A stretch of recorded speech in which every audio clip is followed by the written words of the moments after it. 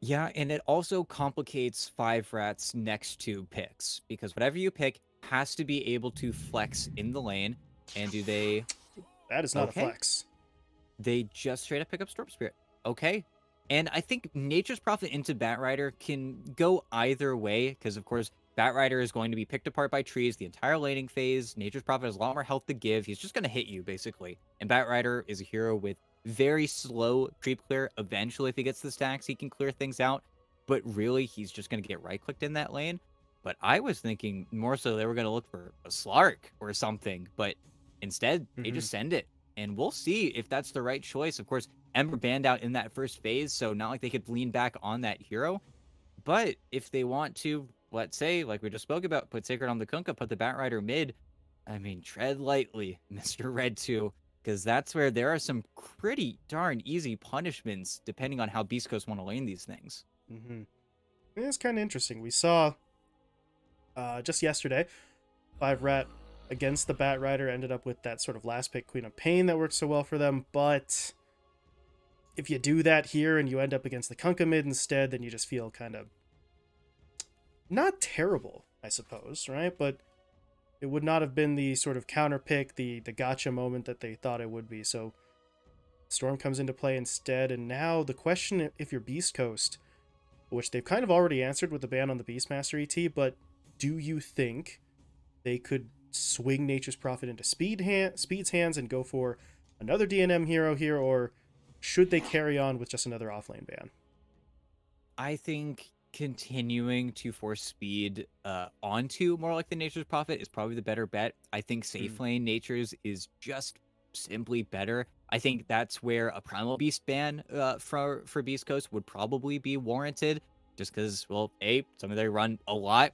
Just the Primal Beast Rubik lane is something they've gone for time and time again, as well as just being another early game BKB building hero that nobody on Beast Coast are going to want to deal with. I think that's probably where Beast Coast find their best ban.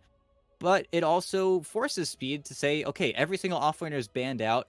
Do I just want to play Nature's out of necessity more so than anything else because I just need a hero in this game?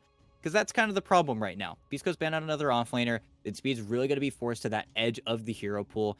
And NP offlane is going to be fine. It's where, of course, you'll have to see what they pick on 23 here for Beast Coast, but it will still be manageable. And you get to last pick DNM's hero into the carry matchup at that point. And mm. okay, inside of the Primal, they go for Mars, but, well, now that option's available to 5RAT, and I feel like they probably just go for it if it's there, but we'll see. Everything is going to be in reaction, though, of Parker's hero. And 5RAT get one more ban, wouldn't be surprised to see the TB taken out. Yeah, they already banned away that Templar Assassin, so 5RAT have not forgotten that it is Parker on the other side here for Beast Coast instead of K1, but let's see where they look here. As you said, the TB ban would work out quite nicely for them, and it feels like the kind of style that Parker has settled into here. We know he is capable of maybe playing something a little more up tempo, but Mhm. since joining Beast Coast as a stand in, haven't quite seen that faster pace. They do decide for the Drow ban, however, which similar kind of thought process to the TB. Yeah, but also more directly counters that Primal Beast. So Mm-hmm. now if they decide to go for the TB, it'll just kind of have to sit there for Parker, and we'll see if it gets off the ground. Yamsun, doing great work for the TB win rate, which is still sitting at pretty abysmal. But Drow immediately, at least to me, telegraphs the Primal is probably coming here. And now Beast Coast, big decision, Oh, and they go for Morphling. Okay.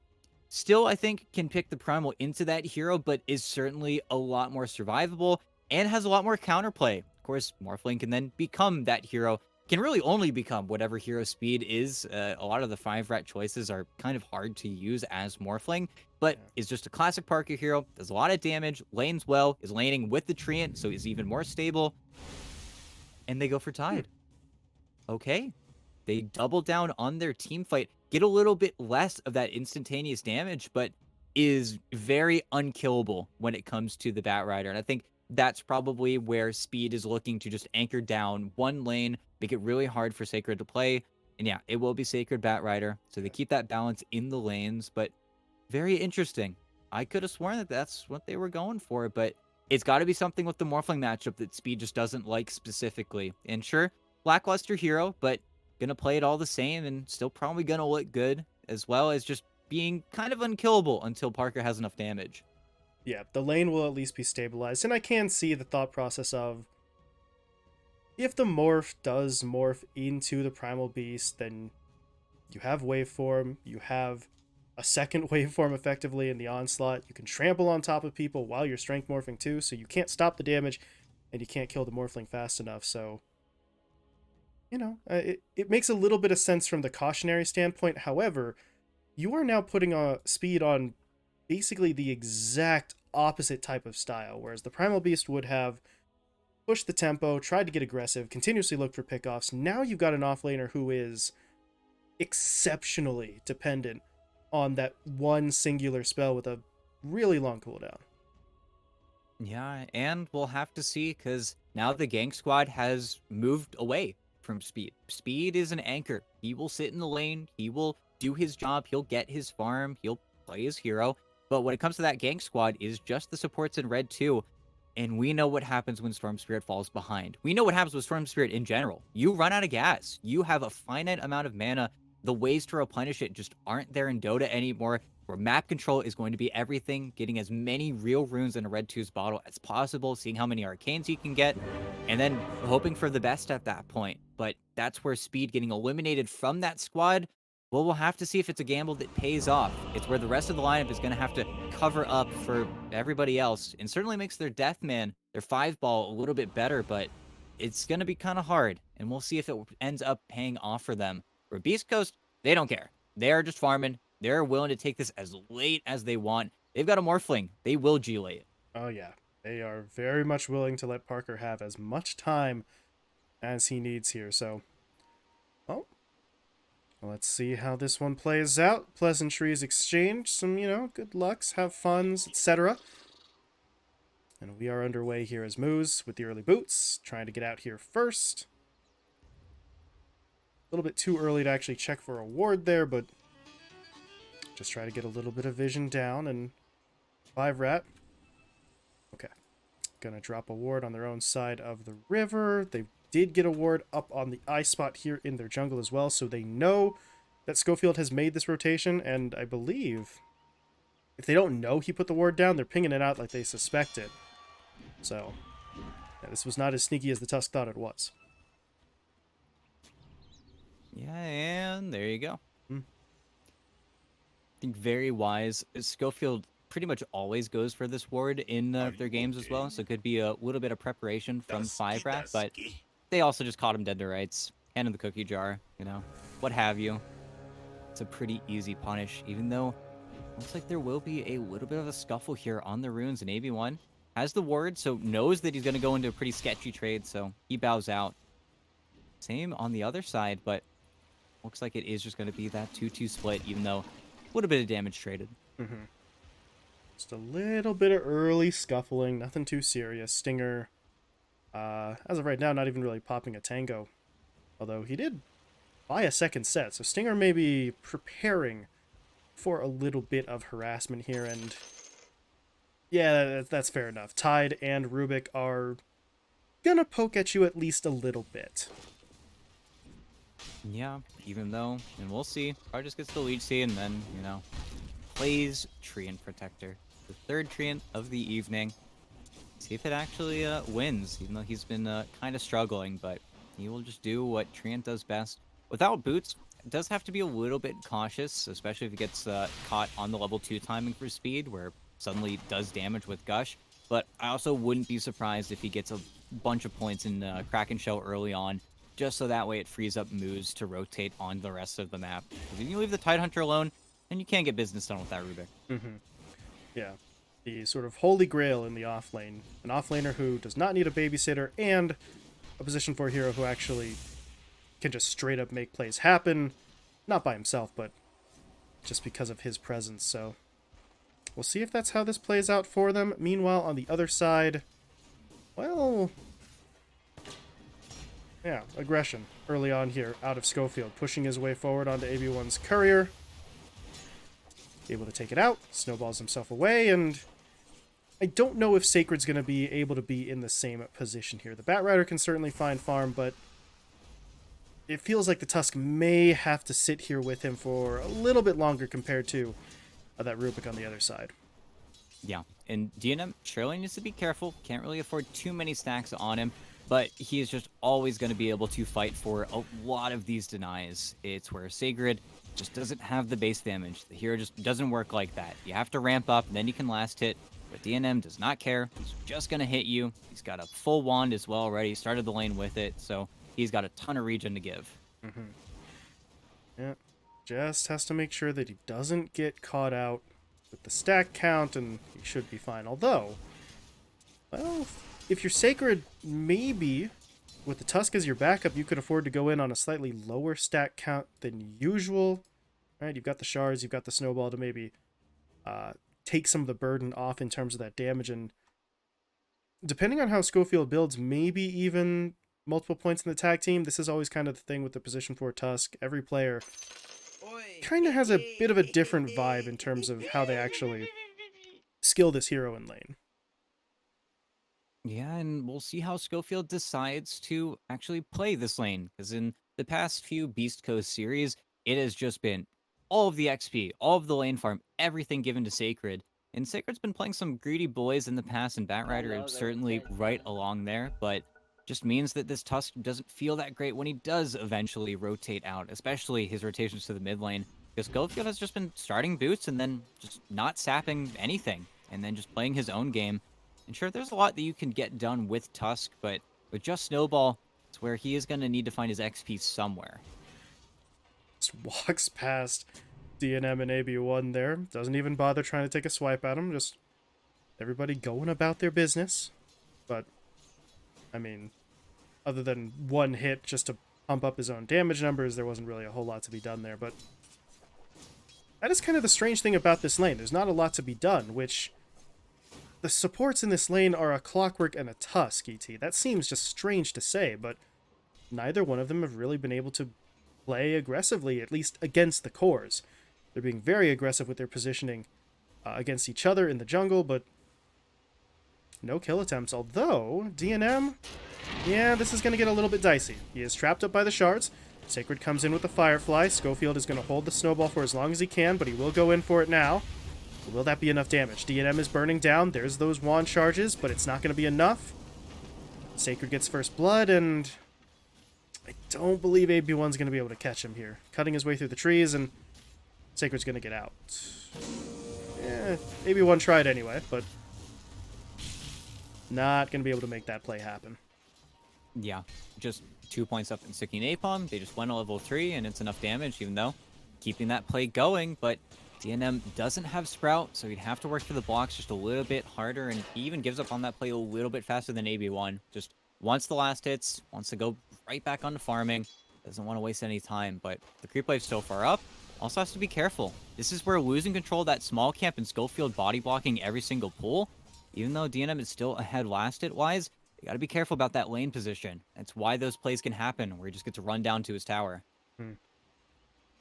Maybe one's at least going to be able to secure the bounty rune here, get the refill on the bottle for Red 2, so talked about that being a very sort of high impact maneuver for them as well. Get as many runes as possible into Red 2's hands, even if they're not power runes.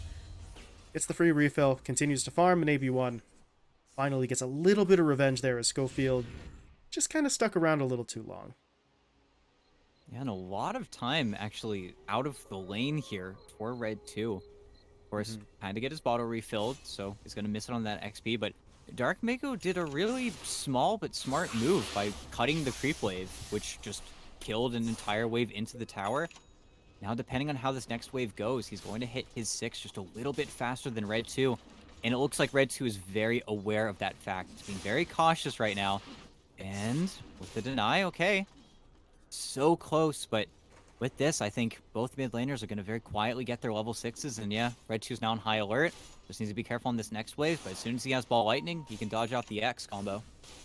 Dark Mako, he's trying to see if there's any sort of opening he can get here on the timing, but it's just not going to happen. Creep dies, level 6 hit, and yeah.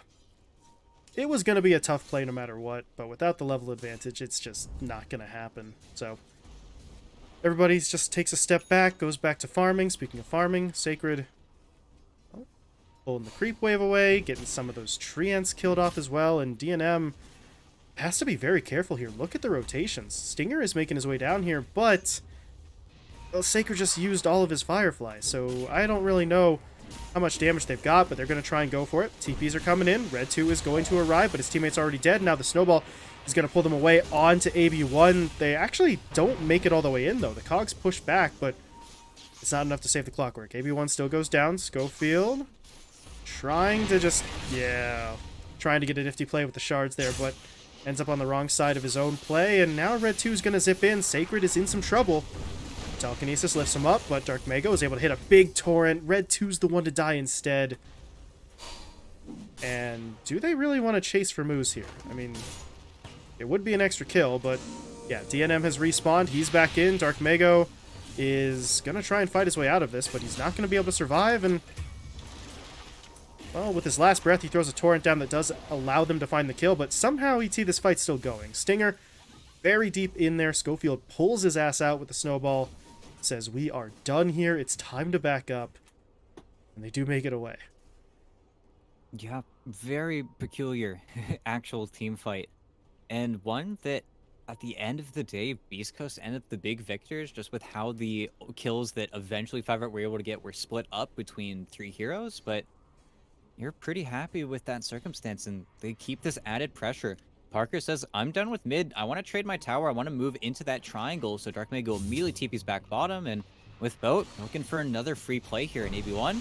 Well, don't think there's any way you get out of this one, sadly. And then the rest of the lineup is going to start to move onto that tower as those trades are coming through, as well as no rotation from Speed. He was being very patient. He actually decided to not skill up Ravage at level 6 just to be even stronger in the lane, but in doing so, never wanted to participate in that bottom fighting, even though I feel like a part of him wants to defend this bottom tower. It's not like Beast Coast have the best push, especially not one with Parker not involved, but they're just waiting, and a pick might present himself here. Haste Rune, but yeah, well, yeah. Go for the easier kill. Get Moose down. Wrath of Nature, though, is flying through. A little bit of damage deployed, but yeah, Red 2's got to go. He's going to try to get himself out of the Snowball's range, and he will do so. But AB1, oh, welcome to the party, pal, but you didn't need to be there. You didn't want to be there. Yeah, rough AB1 day. That's his third death, just with Beast Coast heroes running up on him. It's a 3v1 that he will never win. But those towers do get traded out, and they do get something back with the Wrath of Nature, even though it was certainly not ideal. And we'll see, because I really am just waiting for Speed and seeing what he's going to do with his hero. Taking a huge Ancient stack right now. He's been very greedy with his skill build. Still no Ravage at level 7. He's just gone for the, I take no damage in the Ancient stacks. I'm going to farm. I'm tanky. I'm basically unkillable at this stage of the game. But he's not really doing anything right now. Once he has this hood, though, he should just run at his opponents. Yeah, this is the thing about this that's kind of strange. He goes for this incredibly greedy build and then still is just looking for utility, right? Not rushing any sort of like instant blink or anything like that. So greed in terms of the skilling, but not in terms of the itemization. But based on the way some of these early fights have gone, ET, maybe greed from your Tidehunter is not what you're looking for anyway, so let's play it safe, grab some utility, and try not to lose any more heroes right now. I mean, 8 kills in 10 minutes is not the worst, but you are handing over some extra gold to a lineup that already farms pretty well, right? Parker and Dark Mago are sitting at the top there, so they're feeling pretty good about themselves. As Schofield, well, he spotted him. Does he have any way to get himself out of here now? The creep wave was cleared out, so he doesn't have any snowball targets other than the heroes. And that's really not going to do enough for him. Slowed up, taken down, but his sacrifice does allow Parker to not only get away from the gank ET, but not even slow up his farming rhythm. Yeah, just right back into it. DNM has his Midas finished as well, so we're going to see that ramp up coming in from the Nature's Prophet, but it is that slower build-up that is looking more so for the level 20 talent, where you're just trying to make sure you don't fall behind too far in levels, even though it might slow up the BKB or the Gleipnir, but there are worse items to buy. Just means that we are going to look for that later stage game Nobody really pushing the gas too hard here. Everybody's just farming. Parker especially, very satisfied with his laning stage, of course, versus a Tide Hunter that's just creep cutting. His speed does get quite a lot out of the lane, but you forfeit so much farm over to the Morphling. He's level 10. He's looking for his Manta style. He is ready to become that ultra carry. And even though Beast Coast are still gunning for this bottom tower, they themselves want to dodge speed for quite a bit of this game. He's just too tanky. He's too hard to kill. But DD Rune Dark Mago, they're trying. They're going to give it a go. They get the Ghost. Torrent is there. But there's the Ravage. Speed says, yeah, enough of this. I'm going to walk away now. Or maybe not. They're still trying to chase this, but with Moose coming in, I don't know about this. The lasso has to be deployed, but now the Wrath of Nature comes through. Sacred has got to get himself out of here, but Red 2 zips in, finds the kill. Okay, Parker enjoying a little bit of a freebie there as well, as he does get moves, but now Dark Mago is in trouble under the tower. He does pop the Blade Mail, though, so he is going to hold his ground for a bit, but it's not enough. Goes down. Parker, though, still fighting. Waveforms for 2. And comes away with a triple kill in all of that, ET, which I did not have that on the bingo card there, but Morph triple kill at 12 minutes, and alongside the tower, East Coast suddenly get a fairly decisive win where it was looking kind of rough. No, and all of that gold getting gifted over to Parker, I mean, he's just basically got his Manta style now.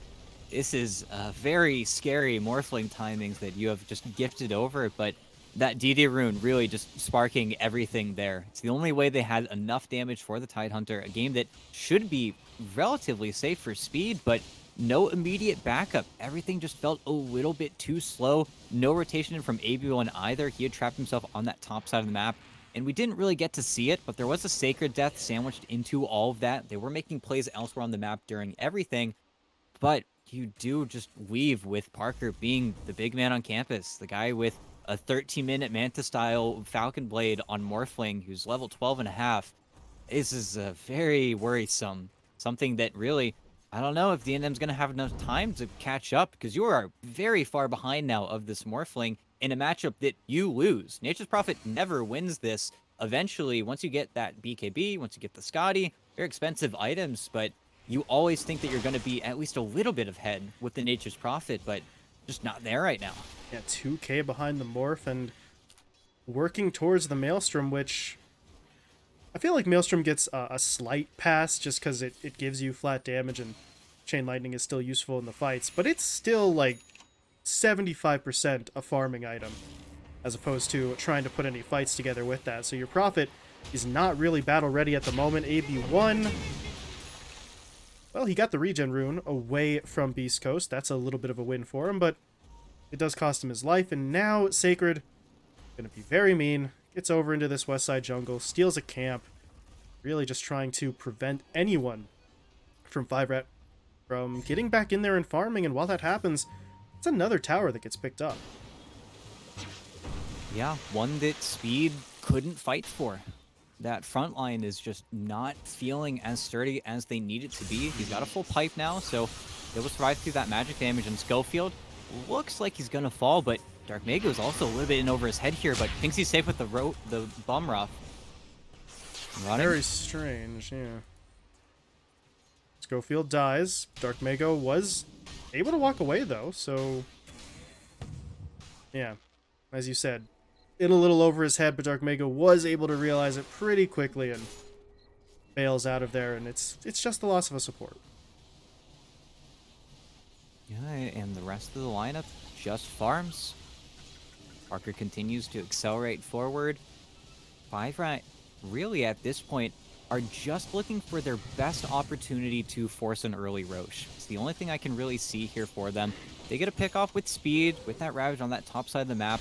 I could see them getting this game started, but as it currently stands, we're just waiting. They're trying to make plays, they're trying to split the map. But this Beast Coast style that we saw yesterday versus Ravens, and has just been Beast Coast since they've gotten Parker, is just use the map better than your opponents. Farm everywhere. Be split up. Have these units. It's something that Beast Coast are so good at acknowledging, is just finding these perfect hero pairings, just knowing who needs to play with who, where they need to be, when they need to be. And they're just in the right spots. Is AB1? Well, Yeah, gonna wait that one out. Now has both, though, if they want to go for it. Defensive hook. Yeah, Booze is still in trouble, though. They did get vision on him, so they're going to jump in. Red 2, though. Oh, that's a problem. Jumped in, got caught by the lasso. Ravage comes in, but it's too late to matter. And they're losing everyone. DNM actually died. Stinger kills him, well, basically alone, and this is a disaster. Speed's now dead. He's very tanky, but that's not going to matter. It's another triple kill for Parker. And I don't know how that all goes down, ET, but 5RAT just walk into an absolute trap. It didn't look like that at first, but East Coast just collapsed onto him. Yeah, now a 7k gold lead. They don't really get an opportunity, and now with Ravage on deck, we're stuck waiting. This is going to have to be a patience game now. Just feels like there's no level of activity that really 5RAT can force at this point. And they're losing on all fronts. Parker is doing way too much physical damage while not having any silences or any real threat to play against, while the rest of the lineup looks for BKBs. And then the Batrider and the Kunkka aren't going to be your targets either. Okay, Schofield might be dying, but also might be baiting, but doesn't have backup in time. Sacred has to back up, but Red 2's hunting. Oh, does he have the mana? He is able to get off the Vortex. Sacred still running, trying to get away. Red 2 doesn't want to let him go, and will be able to get the kill. And Dark Mago tried his best, could not do enough, but over in the pit, they're going after Roche. 18 minutes in here, and I mean, they're taking this pretty quickly. Speed's making his way over, but he doesn't have Ravage, so they won't be able to disrupt it. Of course, they can't kill Speed very quickly here either, but they're going to give it a go. They've got the X, Schofield's coming in, they've got the Torrent, they've got the Nature's Grass, they've got the Walrus Punch, and, well, Speed's tanky, but just like the last fight, he's not quite tanky enough to stand up against 4 heroes just hacking away at him. Yeah, the physical damage is too much, and it's where Beast Coast have that perfect mix. They have that hybrid, and those BKBs are getting done. So this next Ravage, if Beast Coast are able to react, is not going to land on very much of anything. And now, okay, in the river, trying to get a play onto Dark Mago, doesn't have boat, and okay, pretty sick. Schofield's going to put him in Snowball, but it won't be enough. Dark Mago's running away. Oh no, he's actually going to turn back around because AB1, yeah, stuck on the high ground. Going to get himself taken out. Meanwhile, Sacred tracking onto the Storm. Just long enough to make sure you don't have the mana to escape. Hits him with the lasso, and I mean, they are getting so close to these kills, ET, but close is not going to do you a whole lot of good, especially if you go for those kills and then get jumped in on by 2 or 3 heroes afterwards. At this point, you realistically are better off just not trying that play at all. Yeah, and I'm trying to think to myself what even Red 2 buys. Because, of course, BKB is not going to feel very valuable versus Lasso and Overgrowth, but there's no easy Dispel either. It's not like you're going to buy a Yule Scepter, so he's just going to look for more damage with the Witchblade, but Speed also spotted. And they do have to cook him here a little bit. They have to wait for another core to show up, but as soon as Parker is here with the tag team, I mean, the tide just dies. He's even baiting a little bit. He wants to Ravage for this fight. They just got Gleipnir finished, but he goes down early. And, okay. All right. Sacred does end up getting picked off. The Ghost Ship, though, lands in the middle of everyone, so they do have to sort of break up their cohesion, and yeah, that's going to cost them. They split up a little bit too much. That's a good stolen boat from Moose just to try and create a distraction himself, but Schofield able to jump his way forward, revealing the Blink, gets onto Red 2, and the Torrent locks it down. Just not quite able to do enough, and as you said, Speed, I mean, he waits for as long as he reasonably could have there, and the Ravage is not bad. It's just, like we've been saying repeatedly, it's just not enough. Yeah, and it's onto an Aegis Morphling, and it is onto a Batrider who doesn't have BKB, so they get their 1 return kill. That's about it. That's all you could hope for in that situation. Scotty is now done on the Morphling. There's 2 minutes left in this Aegis, and Dark Mago, okay, looks like he's going to go down. That's your Gleipnir reveal from Speed, or from DNM, actually gets into that fight, but there's the Scotty, and Speed, oh boy. Poor Tide, he's running, but I don't know if he escapes. Certainly doesn't, and now the rest of the lineup It's time to run, boys. Schofield's dancing. Oh, man. He is doing a hell of a good job of dancing. Ultra kill for Parker. I don't think they're getting the rampage because Red 2 is just straight up out of that fight. But 5RAT, gotta pull back that tunnel vision there. They see a low health hero that they think they can kill off. And, well, again, Red 2 is going to try for it. This time he will get the kill, but they were so deep onto the tusk that they allow Parker to get in for a kill. Red 2 will fall. AB1 hook shots into the backside of his buddy. And at this point, Parker is just going to go all the way in. He gets that kill as well. Doesn't even have to use his Aegis. He just walks away. No, gonna morph down. There's a regen rune. If he knew about it, he'd take it, but he just wants to die. And you would so badly want to just ravage him on respawn, kill him here. He's in so over his head, but he's Parker. He knows what he can do and what he can't do. His teammates here, Boots of Bearings online, Schofield's behind them with the assurance anyway. Whoa. And are you too close? Yeah, you're under the tier 4s. That's not the fountain. You can still die in speed again. I so don't think slow. they care. I don't think Parker cares at all, but you don't have Aegis this time, man. He's still going, though. They're going to push in. The ghost ship hits. They find the kill. They're on to DNM. They kill him, too. Parker, you are, in the end, a human being. There are limits. There are absolute limits to what you should be allowed to do. But no. Incorrect. Parker is not human. Parker is a god in human form, and he is once again walking away. Okay, Ravage. Gotta get it. They got the Ravage. They need these kills. They take down Dark Mago and Sacred. Can they get Parker? A hell of a lot of gold if they can. But no, he TPs away. They do get those 2 huge kills, though. Dark Mago and Sacred worth a lot, but ET, he dove the fountain at 20 minutes and didn't die. I mean, what? How the hell do you stop this? Yeah, they're getting toyed with just a little bit from Beast Coast. Now Beast Coast have to make that more serious reset. There's no Aegis. Parker doesn't have that buffer anymore, so he can theoretically die, but he's got a Satanic that is also coming through, which makes you question even that. But 5RAT get a little bit more space, and they didn't even get racks. They've got all of this infrastructure still in place. It's just where Beast Coast were probably hoping their opponents would GG out, because that was pretty dire. But yeah. Maybe you can't deal with the Morphling, but at least your base did not get just run through. Speed's got a Blink Dagger coming out to him, I believe. Yeah, there it is. So, okay. We got a little disrespected. We got a little bit farmed in our fountain. That's going to happen. But they're still standing. They're still fighting on 5RAT. And if they can somehow pull this out, then they're not going to be too bothered about getting pushed all the way back like that. But that's assuming that they can take some sort of engagement here as Sacred. Gonna get jumped in on. He does have his BKB, but he doesn't get the chance to use it.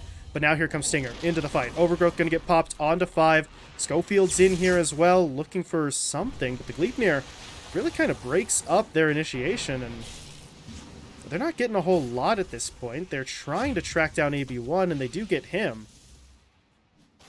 But that's it. AB1 for Sacred's a trade 5RAT are going to be very happy with. Yeah, getting a little bit frustrated. They want a more definitive team fight win. Of course, without the glyph, Beast Coast can also just do this. They get the racks that they wanted to before, with no threat of a fight happening, even though they don't have their Bat Rider. But 5RAT need time still. They need BKBs, they need more damage, they need more mana for Red 2 to just go wild in these team fights. And they need to wait for Ravage. Speed's done a good job in that fight, was able to disengage towards bottom, push out the wave, keep these waves cut a little bit longer. And that's where 5RAT can really play to their namesake. Keep those lanes in, try to keep that backdoor protection alive as long as they can, try to keep these buildings up for as much of the game as they have left here. Even though you are still playing versus Parker Morphling. He is unkillable. Everybody else, though, that is who you play on. DNM, unfortunately, gets his TP canceled there up in that north side of the map, and now his second TP canceled by the, not the snowball, the punch. Parker comes in to grab the kill, because of course he does. He's got 18 of them on the board here, and that's not something that they can afford here. They're looking for Sacred on the other side, but this time Sacred got his BKB off. They did not have the chain stun for him. AB1 with the Most optimistic TP I have seen today. Does not make it away, and now if you're red 2, do you want to back out? Speed is here to help, but it's going to be a rough fight, even if you do have the Ravage to cover for you. And now, well, Punch is going to hit him up. He's going to get rooted a little bit here. There's the Overgrowth. The Ravage, though, timed up at the exact same moment, but red 2, he's not leaving just yet. He's going to try to get out now, but the Snowball's on him. He's rooted by Stinger, and he's dead. And now Speed. Okay. 1 kill onto Schofield. Not a bad play from him, but he needs backup. DNM thought about the TP. Didn't actually commit for it, though. Speed. Oh, I would say he could just try to TP out, but Stinger's just waiting for that, and now with Dark Mago in, they're going to be able to just bully the crap out of him. They keep him locked down, but what's going on in the base here? Parker.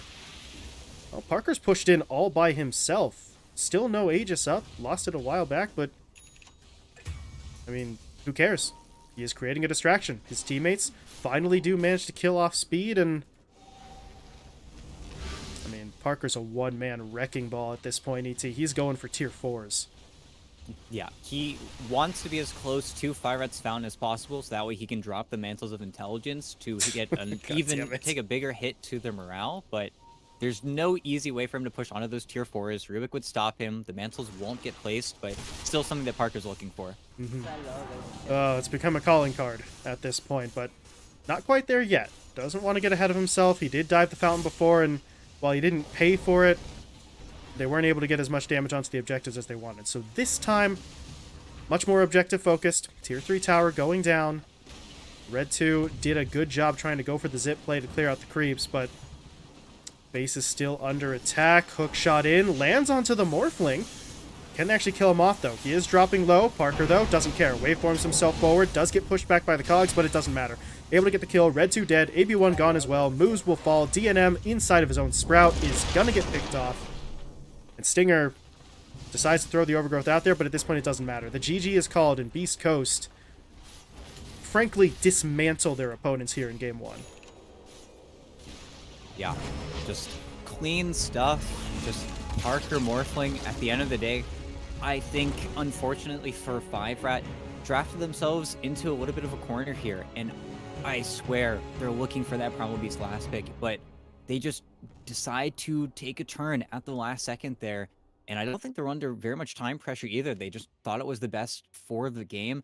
But I think, sadly, into the Morphling, just knowing what you have to play against, and it's not just a draw. A draw is where both laners come out, you know, feeling okay about things. With this speed, with this Tidehunter versus Morphling lane, you end up with both laners having a win. And unfortunately, for Speed, he couldn't turn his win into really anything for the rest of the team. They start to fall behind. He's unable to defend a lot of those tier 1 towers. The game doesn't really get delayed very much. He's not very unkillable as a Tidehunter with that much farm should be. And a big reason for that is because you're playing versus Kunkka. You're playing versus Tusk. At the end of the day, it's not that great a Tide game, and they go for it anyway. I think for that safety, I just think the Primal Beast would have been better in so many different ways. Would have been that active hero to play with your Red 2, would have been more damage, because at the end of the day, 5RAT just felt like they ran out of gas. An issue that we already know plagues the Storm Spirit inherently, but just exasperated as well by Parker's incredible Morphling performance. Just worked. And we talked about it in the draft when they picked up the Tide, how chained would they be to the Ravage ults, or the Ravage cooldown rather, and that happened. When Speed had Ravage, okay, 5RAT were looking for plays, but when Ravage wasn't available, Red 2 was understandably very passive, right? He did not link up with AB1 all that often, and the couple of times they did try ET, DNM wasn't ready to TP in, they didn't have the global presence, they didn't have the numbers advantage, and of course, you also went onto Dark Mago 2 of those 3 times, and the Kunkka's not an easy kill by any means, so bad timings, bad heroes, wrong attempted targets, it just all kind of falls apart. Yeah, and I think coming into game 2, we'll see, because now they have to play with the slightly less ideal pick order, and you know, 5RAT, a team that we spoke with yesterday, actually still prefers the last pick, and that's what they picked whenever they had their preference. But We'll see if they can get something a little bit more confident because this is not the 5-rat that was gaining speed. And this was something I was worried about coming into the NA versus SA matchup where it can really go either way. When you're playing versus the NA squads, they're the people you know, they're the people you scrim. I don't know how many times 5-rat has scrimmed Beast Coast, and I don't know how well they kind of know these hero pools. And Parker adding a completely new tool into the mix, I mean, it can be a lot for any team to handle. And I think in this situation, it's really playing against 5-rat. Mm-hmm. They dropped the ball here in the opening match, but it is a best of 3, so they've got at least one more chance. But it could just be one last chance. If they lose another game, then their run does come to an end. Top 4, still obviously very respectable, but they want more. They want top 3. They want a shot at that grand final, and in order to keep that hope alive, they have got to turn things around. So we'll see what changes they have in store in the draft. Only about 10 minutes away here, so we are going to be stepping aside for a moment, but we'll be back for the start of Game 2.